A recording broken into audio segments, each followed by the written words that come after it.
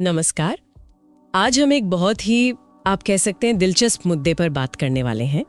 हमारे सामने एक संवाद है जो विज्ञान और आस्था के बीच एक बड़ा गहरा सवाल खड़ा करता है जी। कि भाई हम उन चीजों पर यकीन कैसे करते हैं जिन्हें हम देख नहीं सकते। हाँ, जैसे इलेक्ट्रॉन है। बिल्कुल, वैज्ञानिक उसे सच मानते हैं और दूसरी तरफ ईश्वर है जिनमें कई लोग आस्था रखते हैं। दोनों ही मतलब हमारी आंखों से तो ओझल है। सही बात। तो आज हम इसी संवाद के आईने में ये समझने की कोशिश करेंगे कि इन अनदेखी सच्चाइयों को मानने के पीछे क्या सोच होती है, क्या तर्क है या फिर क्या जज्बात जुड़े हैं। बिल्कुल, चलिए देखते हैं इसमें क्या निकलता है। तो इस बातचीत का जो सबसे अहम सवाल है वो यही है कि ये जो अदृश्य इलेक्ट्रॉन है उसके होने को तो हम मान लेते हैं, है ना? हाँ, आसानी से। वैज्ञानिक प्रमाण है, हाँ, क्योंकि उसके प्रमाण है, भले ही अप्रत्यक्ष हो।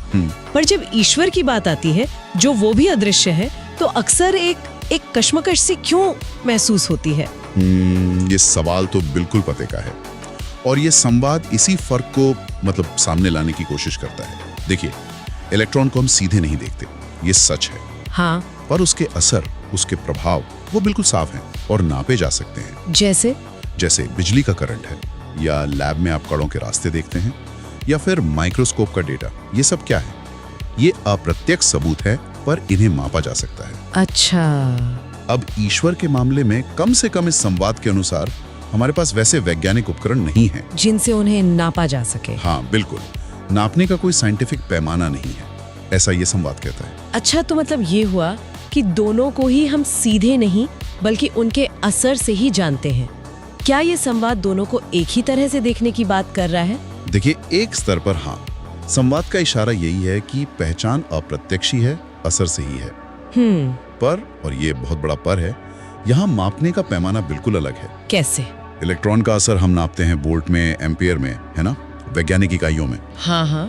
दूसरी तरफ ईश्वर को महसूस करने का पैमाना, वो शायद भावनाएं हैं या मन की शांति या भरोसा। अच्छा, ये पूरी तरह से व्यक्तिगत अनुभव है, सब्जेक्टिव। मतलब व्यक्ति पर निर्भर करता है। हाँ बिल्कुल, ऐसा इस संवाद का मानना है। इसे आप किसी लैब में टेस्ट नहीं कर सकते। ये बात भी सोचने वाली है। और इस संवाद में एक और दिलचस्प बात कही गई है। क्या? कि हर जरूरी चीज को मापा जा सके, ये जरूरी तो नहीं। बिल्कुल सही। जैसे माँ का प्यार है, या किसी की याद जो बहुत गहरे बसी हो, या मन का सुकून। सही। इन्हें आप किसी मीटर से कैसे नापेंगे? ये तो दिल से महसूस करने वाली बातें हैं। बिल्कुल सही कहा आपने। और यहीं ये संवाद अपनी सबसे अहम, सबसे गहरी बात पर आता है। क्या? कि किसी चीज के होने के लिए, उसके अस्तित्व के लिए उसका दिखना शर्त नहीं है। तो फिर? शर्त है उसका प्रभाव डालना, उसका असर होना। अच्छा। इलेक्ट्रॉन की तरह है। हाँ। इलेक्ट्रॉन हमें यही तो सिखाता है।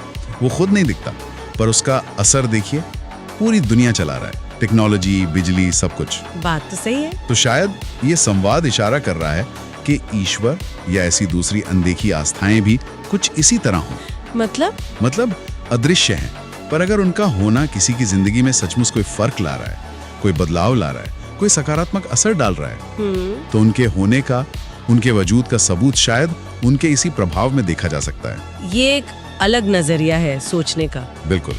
तो देखिए, इस पूरी बातचीत से जो एक कह सकते हैं मुख्य विचार उभरता है, वो ये है कि अनदेखी चीजों में विश्वास, चाहे वो वैज्ञानिक हो जैसे इलेक्ट्रॉन, हाँ। या आध्यात्मिक हो जैसे ईश्वर, हाँ।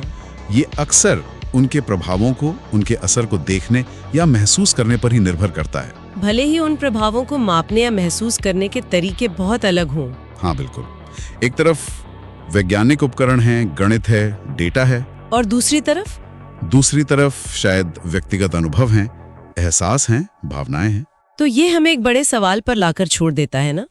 कौन सा सवाल? यही कि अगर किसी अनदेखी चीज के अस्तित्व का प्रमाण सचमुच उसका प्रभाव ही है, तो फिर विज्ञान की सीधी पहुंच से परे जो अवधारणाएं हैं, जैसे आस्था है, या मूल्य हैं, या विश्वास है, हाँ। लोग अपने जीवन में उनके किन प्रभावों को सच मानते हैं, और ये मान्यता फिर उनकी अपनी हकीकत को कैसे बनाती है। बिल्कुल, ये सोचने वाली बात है कि व्यक्ति के लिए प्रभाव का क्या मतलब है और वो उसे कैसे अपनी सच्चाई का हिस्सा बनाता है। इस पर वाकई गौर किया जा सकता है।